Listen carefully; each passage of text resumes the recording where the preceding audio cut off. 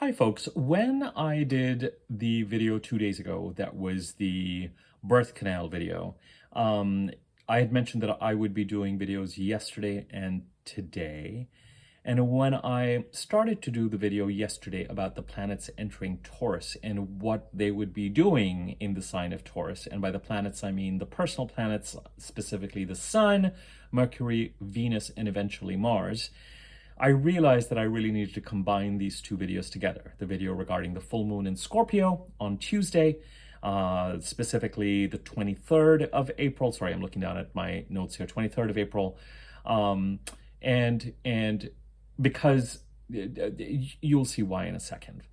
It also pressed upon me why it was important to do that video 2 days ago, because as I start to talk about the transits through Taurus, it starts to, even though the full moon in Scorpio is on Tuesday, and next week is, as I've mentioned before, and as I mentioned in the video a couple of days ago, is sort of this passageway, this birth canal. It's the final labor push that's going to pull us out of the eclipses and Mercury retrograde by the time we get to about April the 28th, which is, next Saturday, a week from today. And we've got the full moon on Tuesday, we've got Mercury going direct on Wednesday, and we've got a Mars-Neptune conjunction on next Sunday, on the 29th. And I will be talking about the weekly overview as I normally do tomorrow, so on Monday. So we will do that. But it remains important, if you want to remain plugged into the energy of this time and the next week, and processing what the eclipses and Mercury retrograde have been encouraging us to focus on and do, I would look at the video 2 days ago. This particular video, even though it's talking about the full moon in Scorpio, and the full moon in Scorpio is a couple of days from now, remember that that full moon in Scorpio is in conversation with the new moon in Taurus on May the 7th. They are corresponding new moons and full moons. Right now, full moons are happening before new moons, as I've mentioned various times in this video. And yes, it is a full moon, and we are escalating towards it. In fact, we've been, we are I'll get to the heart of the video in a second, but a lot of what starts to get discussed in this video becomes increasingly relevant as we make it past next week. So, or this coming week, let's say the week of the 21st, 22nd, that takes us to about the 29th of April, okay? So if it's that week you want to focus on right now, look at the video I did 2 days ago, the birth canal video. If it's the Jupiter-Uranus conjunction you want more context on, which occurred yesterday, take a look at the Jupiter-Uranus seismic shift video I did, which plugs you into various types of transits and cycles if you have not already. This is the first of the videos that is going to start to talk about where it is that we're headed. And some of the context around this, sorry, I'm looking at my hair, I just got out of the shower. Some of the context around this has been mentioned before. As you know, I have been saying that we entered the eclipses in Mercury retrograde. We entered the March 25th eclipse looking for clarity around what the eclipses were going to bring up for us, and also closing out the first set of eclipses of release on the Aries-Libra axis. October 14th, 2023 was a solar eclipse in Libra, where the South Node eclipses are taking place, eclipses of releasing something, so that we can correspondingly move into the Aries part of the chart. And when I talk about the Aries and the Libra part of the chart, I'm talking about the houses occupied by the signs of Aries and Libra. I use the whole sign system, WHOLE, which looks at where the rising, what sign is rising in the east at the time of your birth, and it puts that entire sign into the first house and the next sign to the second house, etc., etc., etc. Wherever you're pulling your chart, it should give you a whole sign system option, so you can look at that. But more importantly, when I'm talking about the Aries and the Libra, or the any sign part of the chart, I'm talking about the houses occupied by those particular signs in your chart and what those houses stand for, the types of people, relationships, but also things and themes they stand for.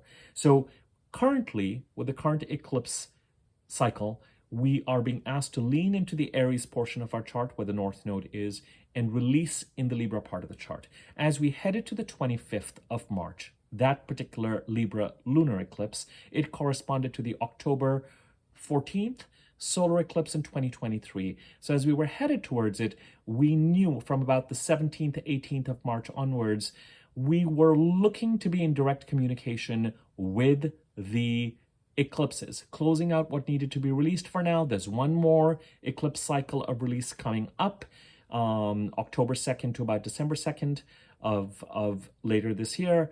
And of course, then there was the April 6th solar eclipse conjuncting Chiron in Aries, and that sets up a number of different timelines. A new moon timeline that takes us to May the 7th, where we're going to have the next new moon in Taurus, so normal 28-day new moon month of Aries that we are currently in, kind of a 2-month timeline.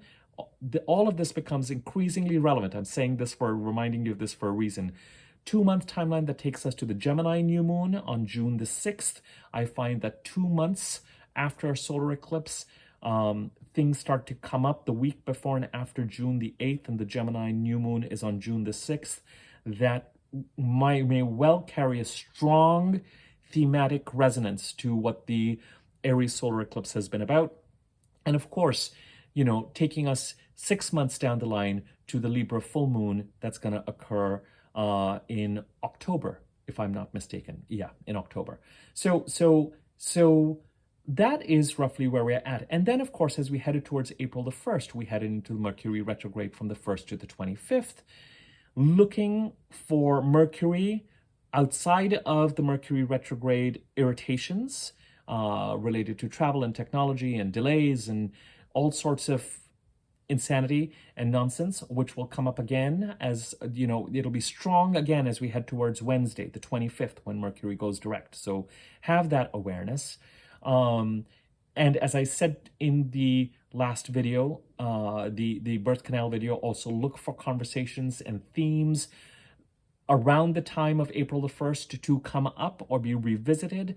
Be a little mindful and careful of, you know, kind of you want Mercury retrograde, as I've mentioned to you, to bring to your attention things that have been in your blind spot that a retrograde Mercury will make obvious and clear and visible to you.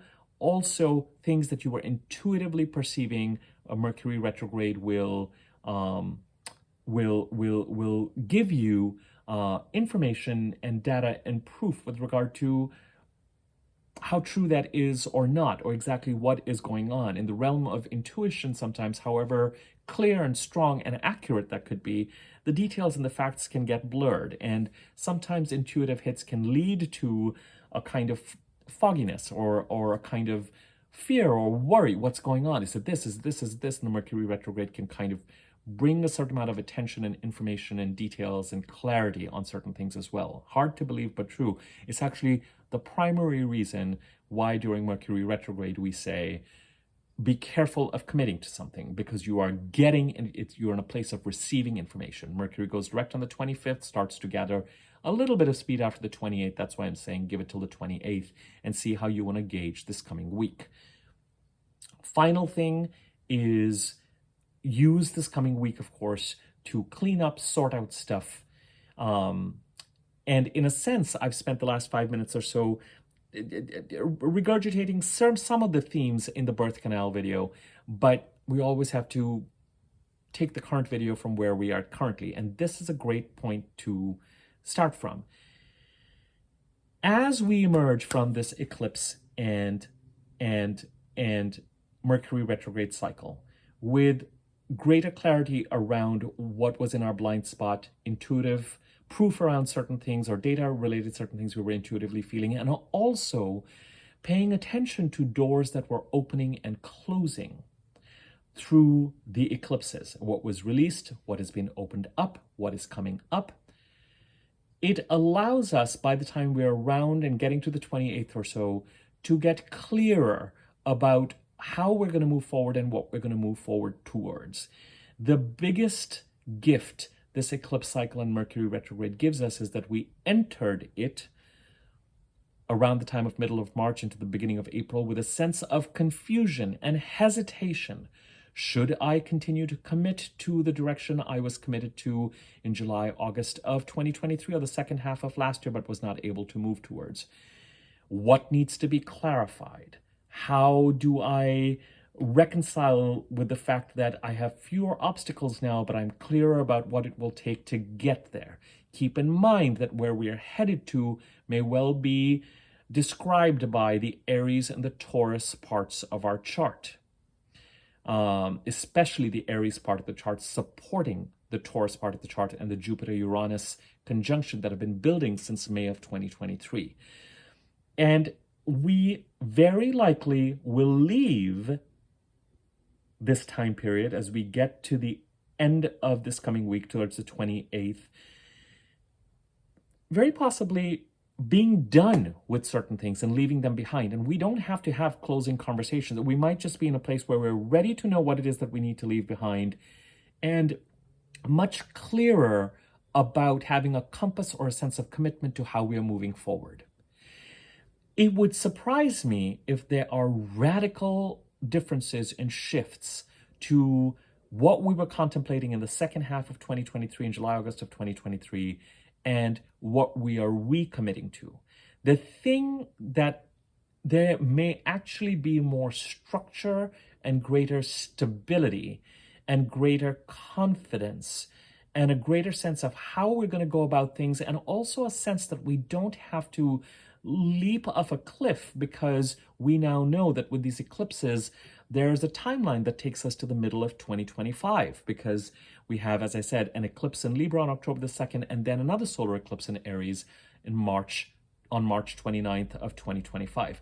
I'm not saying that if you are headed towards a certain destination, you have to wait till the middle of next year. Different people feel eclipses in a particular eclipse cycle with differing intensity.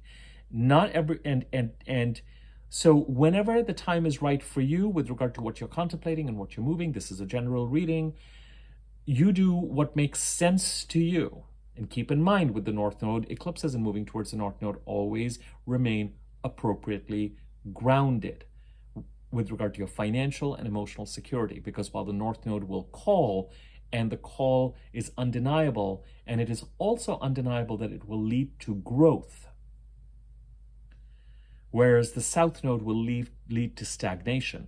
And you may be more aware of this than ever before in this Aries-Libra cycle that started on April 19th of 2023. And indeed, I'm being reminded that April the 19th, we had the solar eclipse, but there were 2 new moons in Aries last year in 2023. So it may well have been building since March of 2023.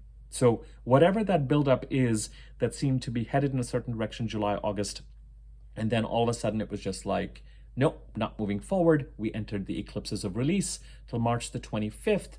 The gates opened to allow us to move forward by the middle of February, end of February, and we entered this particular cycle with a sense of confusion. Those who have Mercury retrograde in your birth charts may have been more decisive and clear and ready to move forward between April 1st to 25th. And here is what this video is about, becomes clearer. And we get into the meat of the heart of this video now, 13 minutes in. For the rest of us, we were looking to get to the end of April, April 28th or thereabouts, once Mercury starts to move forward, to be able to move forward towards where it is that we're headed and where it is that we want to go, and start to take steps towards it. Indeed, the April 7th, excuse me for a second. You're going to be like, what is he doing? April 8th, I knew I was messing up. April 8th, new moon solar eclipse in Aries will have announced its presence, and the Aries-related topics will have emerged again with greater clarity for people who have Mercury retrograde in their birth charts so far.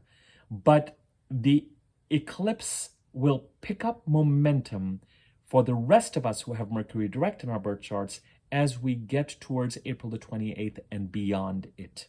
And indeed, it is the May 7th new moon in Taurus and the June 6th new moon in Gemini that will accelerate and pull us forward into what this April 8th new moon in Aries conjuncting Chiron to the minute was starting to has been intending us to move towards. So we get through the birth canal by the end of this week and find ourselves, and even those who have Mercury retrograde in your birth chart, because there's this kind of syncing up issue that you have with, you might find that you are that much more decisive, that much clearer, moving faster, achieving in some ways with Mercury themes items as much in the 3 odd weeks that Mercury is retrograde than others do in the 3 months when Mercury is direct or something along those lines. But then you've got to contend with the fact that if you're ready to move forward, you've got to wait for the rest of the world, the majority of whom who have Mercury direct in their birth charts, to get with the program and start to help you move wherever it is that you want to go past sort of April 25th technically, but expect craziness, Mercury retrograde craziness, delays, etc., April 28th onwards.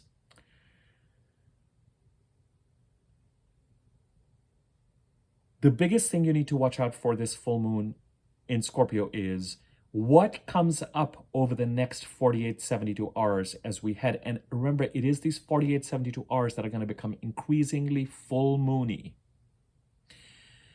Greater visibility in the full moon part of your chart for some people. Temporary, but greater. So if the full moon is happening in your 11th house or your 3rd house, it could be a social media poll. You could have, you could be more visible amongst your friends groups or something like that.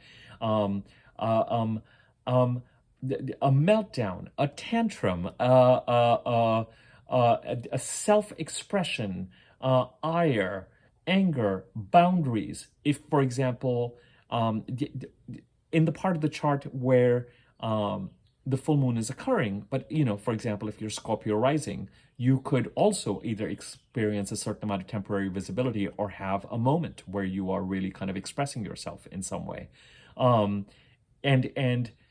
So whether it is an escalation of feeling, emotion, sensuality, aggression, intensity, or visibility, or offers, or completion, or departures, the full moon is, as I said, 2 weeks ago with the new moon solar eclipse in Aries, the waves started to move to the shore, and with the full moon, it crashes on the shore. But thematically, what comes up over the next 48, 72 hours, you're going to start to tackle and deal with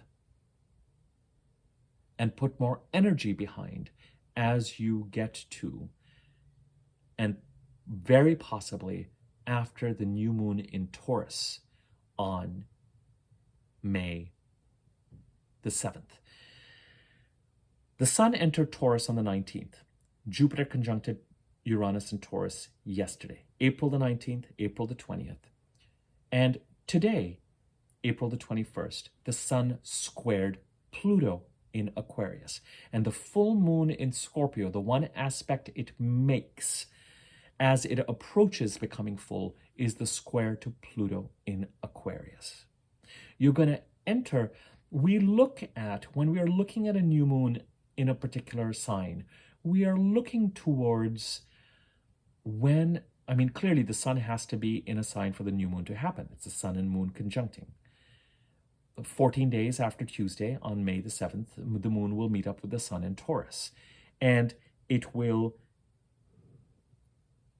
process what this full moon in Scorpio brings up over the course of the next couple of weeks, and use that new moon as a springing off point to start to address or move forward on some of the issues it brings up. We have Venus entering Taurus on the 29th, in about a week's time. Lovely. Venus rules Taurus. Venus will, right after the sun comes in and right off of the square with Pluto, Venus is going to come in square Pluto and I'll talk about that in a second. But Venus in Taurus, and Venus, of course, is going to be in Taurus at the time of that new moon in Taurus, bringing opportunities and blessings and ease in the Taurus part of the chart. What it is that we are going to, as these personal planets do their annual transit through Taurus around the same time, specifically the Sun, Venus, and Mercury, with the new moon providing a 28-day period where the ignition really starts and the bulk of the activity takes place. Right now, I'm still going to count Mars as part of this, but Mars is separating from the pack, from Venus, Mercury, and the Sun. Mars comes into Taurus on June, I think it's June the 9th. And yeah, I think it's around June the 9th. So by that time, the Gemini new moon will have taken place, and the Sun and Jupiter and Venus will all have gone into Gemini, and Mars will come in to continue the theme of action and pursuit of goals and boundary setting in Taurus at that point in time. So and you might be going, Abhi, why are you talking so much about what's going on in Taurus when we're talking about a Scorpio full moon? You barely talked about the full moon. No, I've talked about what to expect energetically. I've talked about the fact that pay attention to what comes up in the Scorpio part of your chart, because as part of this full moon, because you may well be contending with it. You may well be contending with it as you head towards. It's also, whatever comes up may have a certain element of confusion, or may be linked to Mercury making certain things clear and bringing them to our attention as it prepares to be stationary. There could be conversations, as I said, thematically that take us back to April the 1st or thereabouts, when Mercury first went retrograde. Mercury is pretty much back to the same degree at this point in time where it went, when it entered its shadow degrees, on around March the 18th, 19th. So around March the 18th, 19th, Mercury reached the point in Aries, the degree in Aries, that it was going to go over 3 times as being direct, retrograde, and then direct again. So now it is retrograde going direct. It's going to leave its shadow period around May the 9th or 10th or thereabouts. I cover some of these details in that last video I did about the birth canal.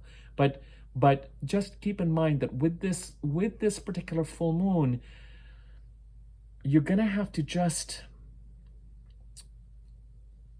this is why letting Mercury pick up some speed at the end and waiting for, by the end of this week, we're going to be ready to address the balance between cleaning things up and processing things and dealing with the past. And by the end of this week, as we head past April the 20th, we're going to be in a place where we are really ready to address things and move forward. But that May 7th new moon is really going to give us the ignition to press forward even more. And indeed, after the 29th, when Venus comes into Taurus, it'll become clear what we need to protect and what we need to value and what opportunities are coming up and how we're moving forward. Now, as I said, with this particular full moon, just watch out for whatever it is that comes. Nowhere is it going to become more important to take in information and observe, and be careful of becoming overly reactive, because with a stationary Mercury, all may not be what it seems.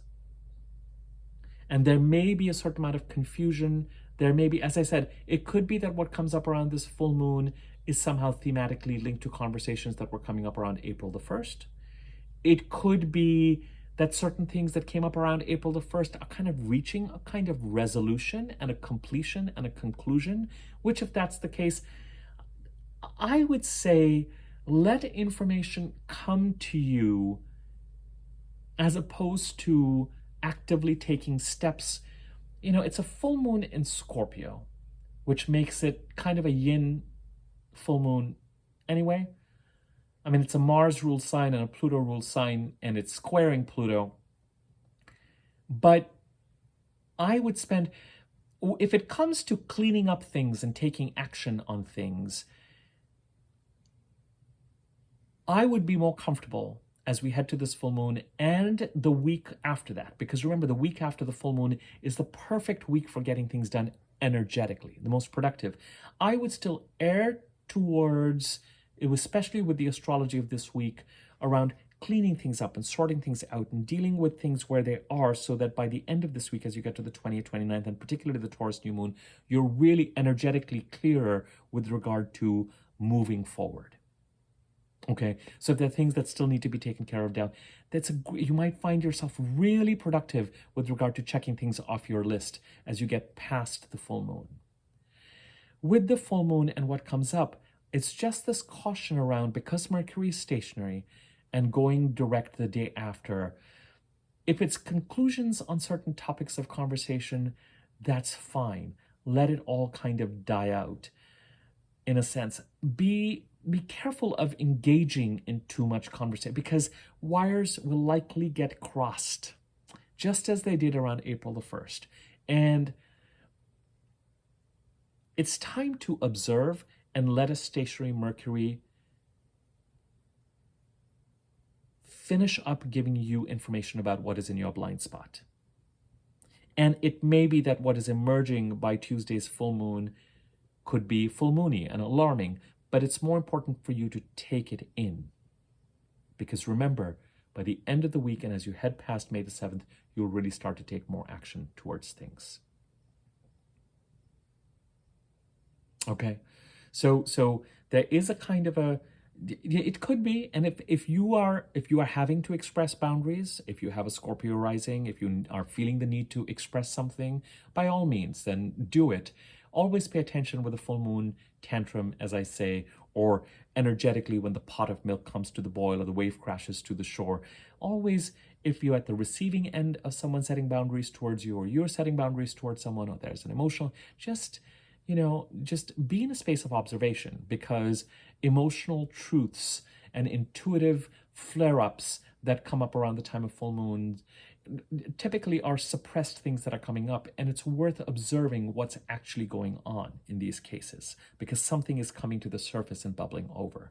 There may be a certain type of, it doesn't have to be a rational truth, it could be an emotional truth that is worth looking at and worth observing and worth taking in, and worth trying to understand and process. But just know that with this full moon's timing, it's not necessarily time to commit to things or sign the dotted line, or and if you absolutely have to, prior to the 28th of April, make sure the details are taken care of and are there, and be prepared that as you head towards the coming weeks after the 28th of April, after 2 or 3 days after Mercury goes direct, that certain of those details might shift, or you might have even greater clarity, or the people who are presenting something to you to sign may have even greater clarity. They may not intend to cheat you, they may just not yet have thought everything through, because it is important while Mercury is retrograde, and especially on the times when it's going direct and retrograde, to take in what Mercury is trying to tell you. There's a reason why Mercury reversed on April the 1st in Aries, conjuncted Chiron 3 times, entered the shadow period with a conjunction to the North Node, goes direct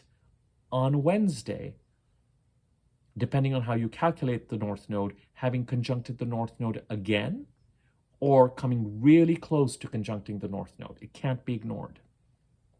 So giving information, closing things out, pointing things out to you that are related to where it is that you need to go.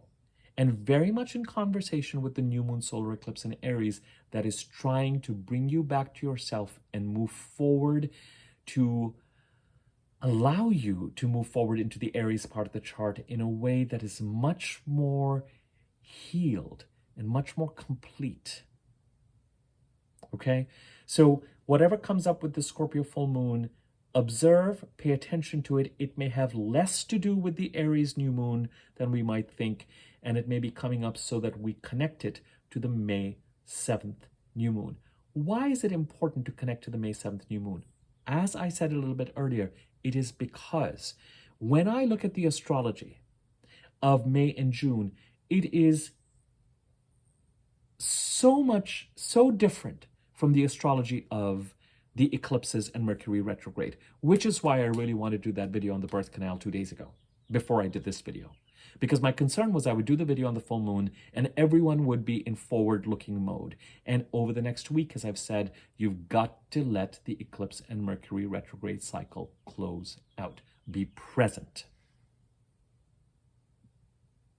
And then let the full moon inform you about what is coming up and what needs to be dealt with, and start to be in action accordingly after about April the 28th or thereabouts. Be patient with this coming week. With that Mars-Neptune conjunction at the end, next Sunday, it's not the easiest of weeks. But then, when we head towards the rest of May and June, there is some glorious astrology. There's forward movement again. There are the trines to Pluto as the planets enter Jupiter. There's the Sagittarius full moon a month after the Scorpio full moon, at which time the full moon in Sagittarius not only opposes the Sun in Gemini, but Venus and Jupiter are getting ready to, come into, are getting ready to come into Gemini at that point in time. They're still in Taurus, and Venus conjuncts Jupiter around the 23rd, which is around the time of that Sagittarius full moon. And of course, 2 weeks after that Sagittarius full moon, we've got the Gemini new moon that is conjunct Venus. The Taurus new moon, about 2 weeks from now, the May the 7th new moon, is conjunct Uranus, where we just had the Jupiter. There's a lot of picking up of where we have been. The Taurus new moon picks up on the expansiveness of the Jupiter-Uranus conjunction that occurred yesterday, that has been on its way and there's a lot of, all right, we're ready to move forward after about the 29th of April, and especially after that Taurus new moon. It's almost as if the stuff that we have been building on and working towards and we finally get to moving towards the direction we wanted to move towards last year, a reality, a more structured, organized, concrete reality. And we start that process as we head into May and June. The wrinkle is the square with Pluto. The gateway that all these personal planets that are going to be, there was a video I did, I think in January of this year, where I talked about us entering conjunction season. When I said that the Sun, Mercury, Venus, and Mars would be conjuncting Pluto, then Saturn, then Neptune, then Chiron and the North Node, or the North Node and Chiron, depending on the timing, and then Jupiter and Uranus, as they moved through Capricorn, Aquarius, Pisces, Aries, and Taurus, because that's where these longer term planets were. We now start to go into what is a much more normal cycle astrologically, where the personal planets are going to now start to square and trine these longer term planets. There are going to be squares happening. Yes, it's lovely that the planets, as they enter Gemini, trine Pluto. But as they proceed through Gemini, they're going to square Saturn and Neptune. And then as they go into Cancer, they're going to square the North Node and Chiron. As they go into Leo, ultimately they're going to square Uranus. So, but they're also going to, when they go into Cancer, they're going to trine Saturn and Neptune. So we go into this kind of place where with the trines, there's an ease and a free-flowing gateway and a highway that is created. And with the squares, the first of which we had today, the Sun entering Taurus and squaring Pluto. And this square grows in intuitive awareness over the next 48 to 72 hours as we head to that full moon on Tuesday. With the Sun and the Moon It's a question of awareness. Roughly a week from today, as we head towards specifically, the Sun squares Pluto on the 21st of April. Venus squares Pluto on May the 1st. Mercury squares Pluto on May the 17th. And Mars squares Pluto, that's the one we need to watch out for, on June the 11th. As these planets enter Taurus and square Pluto, the question that comes up is, what needs to be done as these planets leave Aries and enter Taurus? Because Pluto is in the first few degrees of Aquarius, and in June, I think Pluto goes retrograde. So it's going to be even more in those first few degrees of Taurus, of Aquarius. Sorry, I'm having a very Mercury retrograde direct sort of, I'm saying things that are different from what I actually mean. So bear with me in this video on that. As planets move from Aries to Taurus, what is it that they need to do that is going to help Pluto in Aquarius move forward with this transformation in Aquarius that it announced somewhere between May the 20th? Excuse me, seriously, Mercury, slow down. Between January the 20th of this year and February the 20th of this year. Remember, Pluto entered Aquarius very briefly in 2023, much more intently and much more dramatically in 2024. The Sun and Pluto marched into Aquarius, having conjuncted in the last degree of Capricorn around Jan 20th, 21st. They entered Aquarius, and then in early February and middle of February, till about February 16th, 17th, we had Mercury, I think on February the 5th, conjuncting Pluto, and then Mars and Venus conjuncting Pluto in that second week of February.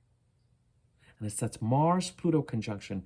And Pluto in Aquarius started this process of liberating us from people or issues in the Aquarius part of the chart that may have been controlling us, and also announcing the nature of the transformation it is going to create for us over the next 19 odd years as it goes over Aquarius. Briefly, Pluto's going to go back to Capricorn to finish up its transformation cycle there since 2008, between September and November of this year. But then it's back again in Aquarius for good. So we got messages, awareness, actions in the first couple of weeks of February that come back for visitation, revisiting, conversation, as these planets, the Sun, Mercury, Venus, Mars, leave Aries, the place where we've had the eclipse, and move into Taurus, where we had the Jupiter-Uranus conjunction. With the Sun, it is a question of total, internal, quiet, solar awareness.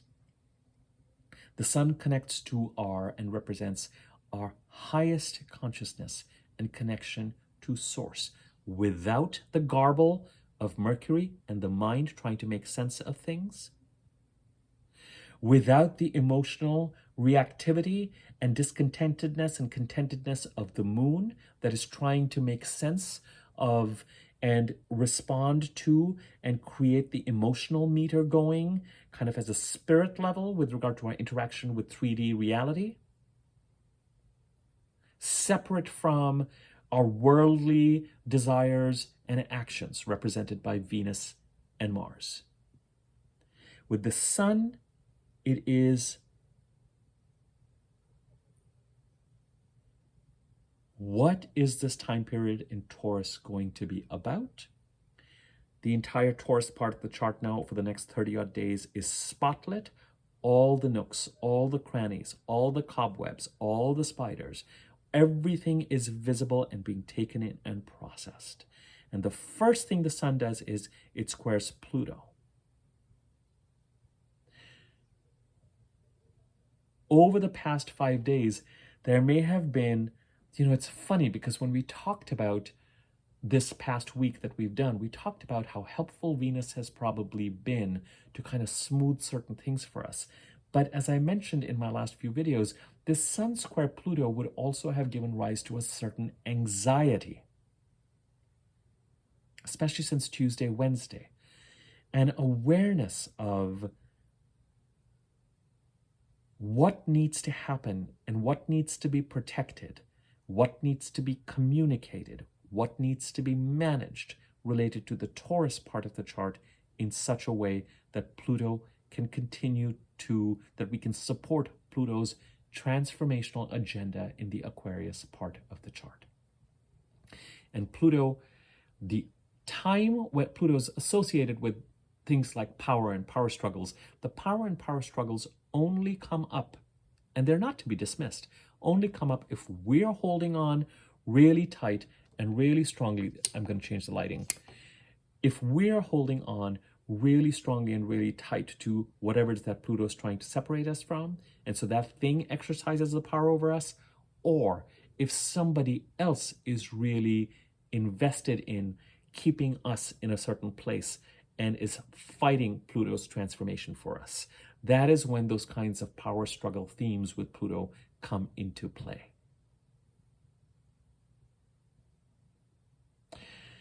In the Taurus part of the chart, the energy is expansive. In the Scorpio part of the chart, where the full moon occurs, when the full moon occurs, our emotional side gets to react to whatever agenda is being set up by the sun and being taken up by Venus and then the new moon and then Mercury as the Taurus part of the chart goes on. And it is all this particular full moon. So if the sun starts to ponder, what needs to be dealt with in the Taurus? What needs to be protected? What actions need to be taken? What is coming up? I can tell we're getting out of the eclipses in Mercury retrograde.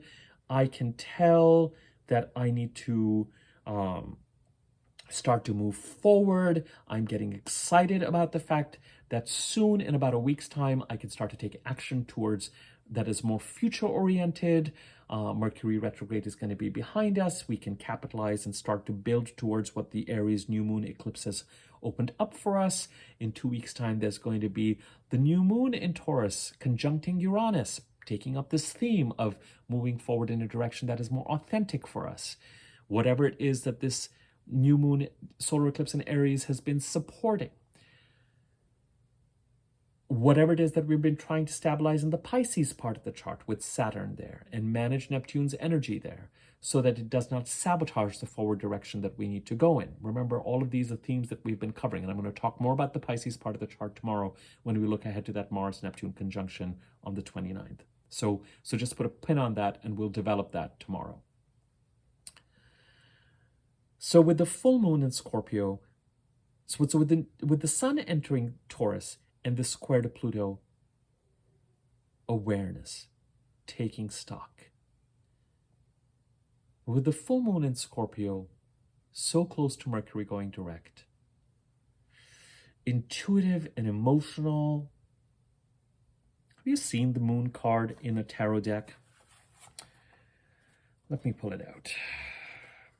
It's a great full moon in the Rider-Waite tarot deck. It's a great sort of description, for lack of a better word, of what a full moon might feel like. And of course, you've got both the new moon and the full moon symbolized there. But you see those beasties kind of, and the lobster and the hare standing and the tail of the wolf just being full. And, you know, it's a kind of a howling towards the moon and it being nighttime and the moon's light and the full moon's effect on the water. It's this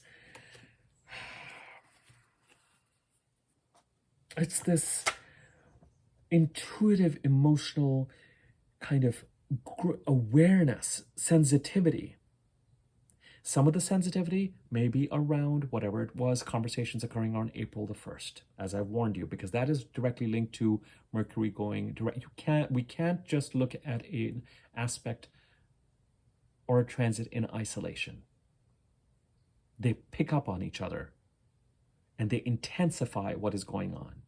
So the full moon in Scorpio, this aspect of the full moon is less important that it's in Scorpio. It doesn't matter where the full moon would have been. The fact that it is occurring one day before Mercury is totally stationary in the sky means that it will amplify those themes and that energy and what is being downloaded. So we might find ourselves sensitive to that. Manage that sensitivity appropriately and accordingly.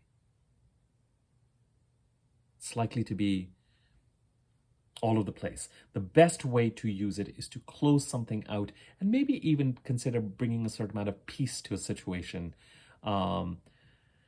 You can take actions that are related to protecting yourself to a certain situation that Mercury retrograde may have given you greater awareness of. It may have brought to your attention, was in your blind spot.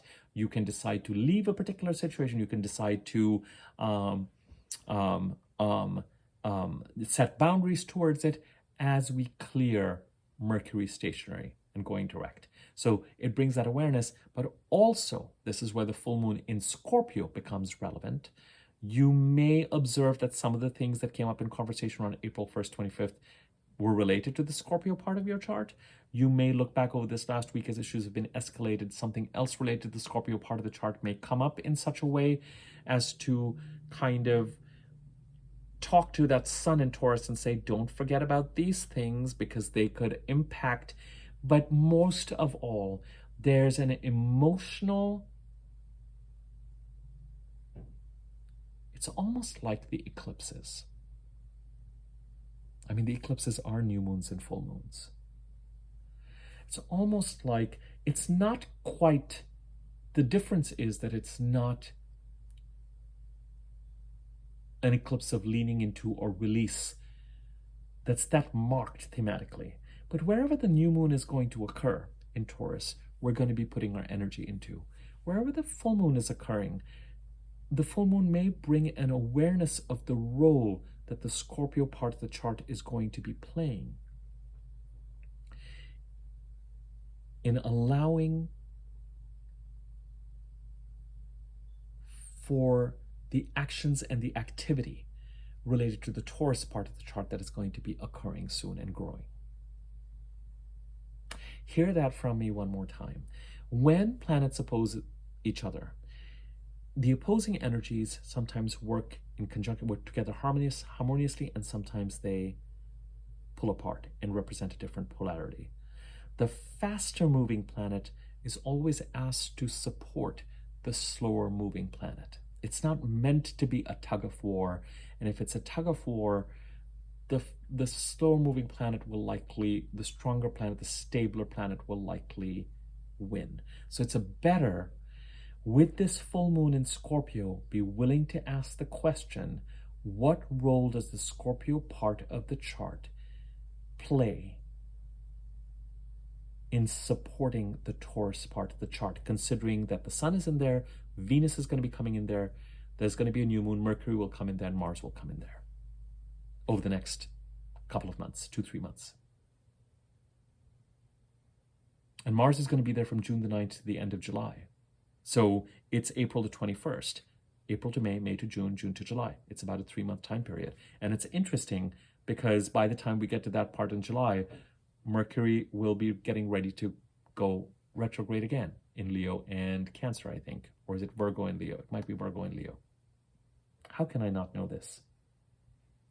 I hear you ask. Let's find out, shall we? Would a video be complete without one of my infamous, let's look and see what is going on? Virgo and Leo. Mars enters Gemini and leaves Taurus on July the 20th. A full moon in Capricorn on the 21st, the second full moon in Capricorn.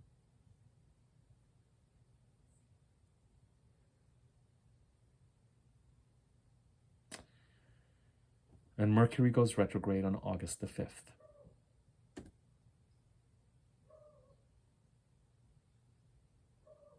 I'm telling you, you guys, May, June, the Taurus transits,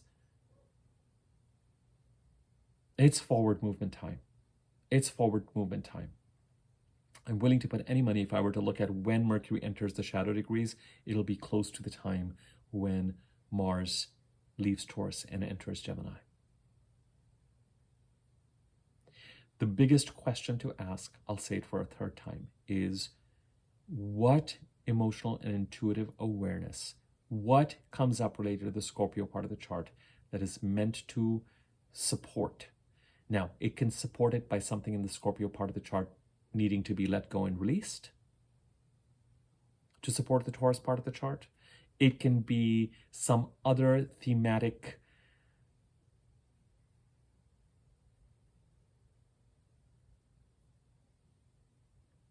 activity, object, goal that needs to be taken up and considered related to the Taurus part of the chart. And, as I said, have an awareness around it, because you will start to address it with greater directness and greater activity after the May the 7th Taurus new moon.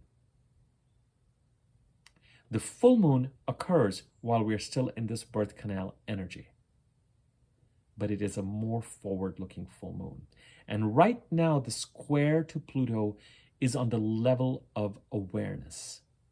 When Venus gets ready to square Pluto on May the 1st, we said, Venus and Taurus, you're going to have greater awareness for something either as an opportunity and even using a certain amount of diplomacy and Venusian relationship building.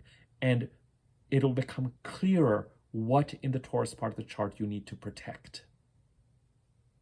But there's action that's going to action will start to need to be taken and then Mercury comes in, communication around what needs to occur in the Taurus part of the chart to allow Pluto to continue its transformation. The squares have attention to them.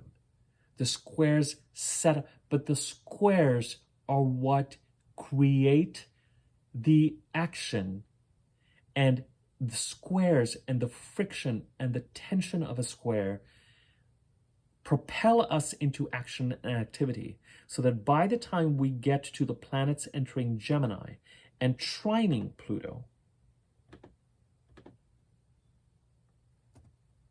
the Sun enters Gemini on the 20th, it trines Pluto on the 22nd. A month from today, the same Sun that is squaring Pluto will trine Pluto. Venus trines Pluto on the 25th.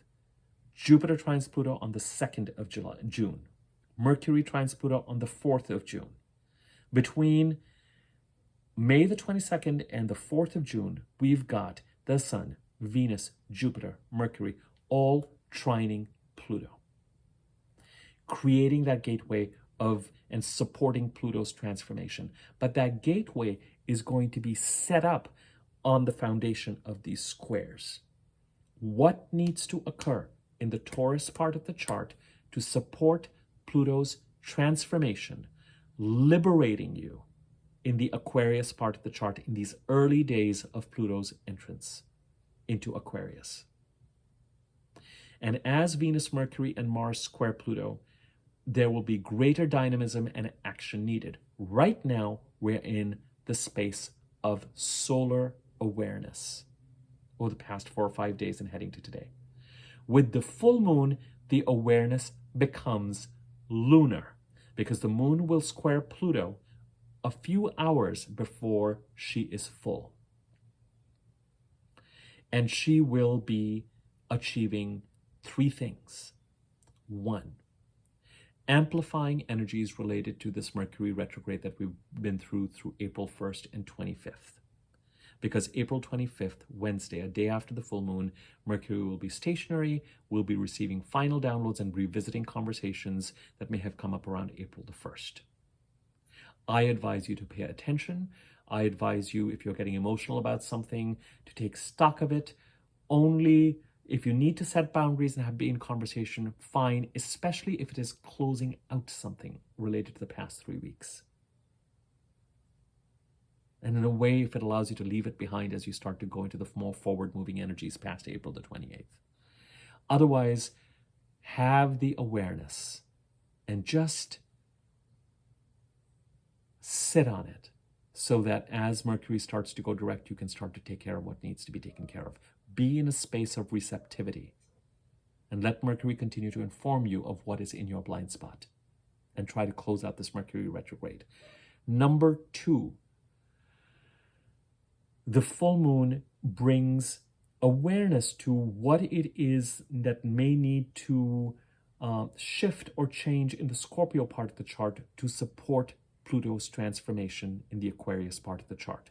And you may have received first messages around this transformation in the first couple of weeks of February. When I talk about the portal opening, the gates opening, us moving forward, something transformed then. And this full moon in Scorpio may be from the Scorpio part of the chart talking through that. The third and final most important thing is that the full moon in Scorpio may be alerting you to the role that the Scorpio part of the chart is going to be playing and how it needs to be factored in to all the growth and the forward movement that is going to be occurring and the forward movement that you're going to be heading towards after April the 28th as you head into May and June and even into July. As the planets move, as the personal planets, the Sun, Venus, the new moon on the 7th of May, Mars, move through the sign of Taurus. How do you need to factor in? What do you need to manage in the Scorpio part of the chart, the opposing house, as these planets create new beginnings and new actions, supporting that Jupiter-Uranus conjunction that just happened yesterday. And as the squares occur from the Taurus part of the chart to Pluto, keep in mind that they are requiring action and energy in the Taurus part of the chart to support Pluto's transformation in the Aquarius part of the chart, clues of which would have been provided to you in the first couple of weeks of February, in such a way that when these planets get ready to trine Pluto, as the planets enter Gemini, that a certain path and a gateway towards that transformation is already opened up by the action required by these squares. There are 2 other non-lunar aspects that are relevant. Mars conjuncting Neptune about a week from today. Either you are taking action towards goals and structure towards pursuing an artistic or spiritual set of activities or career path in the Pisces part of the chart, or some of what is occurring is alerting you to actions being taken or action that needs to be taken to manage that Neptunian deceptiveness and potential loss in the Pisces part of the chart. That has been an ongoing theme that really made its presence felt in 2000, as you headed towards 2017, 14, 15, 16, 17, the crisis in Pisces that I've referred to. Scorpio trines Pisces. There could be something related to the Scorpio part of the chart with this full moon that is kind of tied into this theme of deception, if that is what the Pisces part of the chart, and Mars getting close to it is going to build on Mercury conjuncting Neptune recently and Venus conjuncting Neptune recently with an eye towards this is what I need to protect and this is what someone might be doing to pick my pockets again, in this kind of theme of loss. And you're going to need to determine what you're going to need Mars to do. Cut cords so you can move forward and take the loss, because the loss with Neptune, Uranus, and Pluto, as I've mentioned, if they create loss, it may be that those things are toxic and not meant for you. Or do you feel strongly about them enough that you feel like, no, I need to draw a line and I need to protect myself? And the Pisces part of the chart becomes important and relevant because one of the two rulers of this full moon, Mars, is in Pisces and getting ready to conjunct Neptune. Neptune is one of the dispositors of this chart. It is in its own sign of Pisces. And so this theme of what Neptune has been doing in Pisces is still very much part of that full moony awareness. The other ruler of this part of the chart, the Pisces part of the chart, is Jupiter, which is in Taurus, ruled by Venus, which is in Aries, ruled by Mars. So Mars in Pisces, Venus in Aries, Jupiter in Taurus continue to be in conversation as part of dispositing this chart, because Mars is one of the rulers, but again, this ties back to that idea of the Aries new moon solar eclipse and the Aries part of the chart supporting this Jupiter-Uranus conjunction that happened yesterday, and whatever Mars is trying to do in the Pisces part of the chart to protect and stabilize it along with Saturn in Pisces, so that whatever growth we are trying to experience in the Taurus part of the chart, in the direction we're trying to move into the Aries part of the chart, is not sabotaged by the crisis in Pisces spilling over. These are all themes that I've developed in my past videos, so I'm going over them relatively quickly. I'm also doing it because when I look at the upcoming next week's transits and Mars conjunction Neptune tomorrow, I'm going to spend more time on it. The other ruler of this chart, Pluto, is squaring the full moon, is in Aquarius, which is disposited by Saturn in Pisces and Uranus in Taurus. And we deal with the same dispositors, Neptune and Jupiter and Saturn in Taurus. In some respects, it's not surprising that dispositors, I mean, all the planets transiting are in these are in this clump between the Pisces, Aries, and Taurus part of the chart. So that's why it remains relevant thematically. The second aspect that is not lunar technically, but, or that is, well, it's, yeah, but it's still lunar insofar as it deals with the North Node, is the fact that Mercury getting ready to go direct is in conversation with that North Node. And it entered its shadow degrees directly in conversation with that North Node, and as it prepares to go direct, it doffs its hat to it. And essentially says, we're meant to move forward into the Aries part of the chart. I touched base with you, North Node, where my growth is, where our growth is, where we're meant to go towards, where we have desires, where we have the wish, which is the direction that we've been trying to move towards, as in, May the 18th, 19th, March the 18th, 19th, 20th, or thereabouts. And on April the 1st, I decided, I need to reverse, because we need to get certain things clear about what is in our blind spot and what needs to be cleaned up and what needs to be factored in. And now that I'm getting ready to go direct, this is Mercury talking, I touch base and fist bump the North Node again, as though to say, yep, this Mercury retrograde period has indeed clarified, brought to light, brought to our attention what was in our blind spot and what intuitively we needed some details around, what needs closure, what needs to be dealt with, what it is that we're committing to as we move forward, which direction we're going in. If we entered the Mercury retrograde period on April the 1st in a space of confusion and indecision, we leave the Mercury retrograde period on the 25th, but especially after the 28th, with a sense of direction and commitment. Still questions around, is this really going to go this way? And is this really, and what is the path? And just remain open to the fact that you're co-creating. All you need to have is a sharper sense of purpose and commitment to a to-do list. The eclipses have opened and closed doors and beckoned you in a certain direction. Mercury retrograde has taken you from a place of, I don't know, I'm confused, I don't know. Is it still, to, you know what, this is what I've got to deal with. This is the direction I'm committing to for now.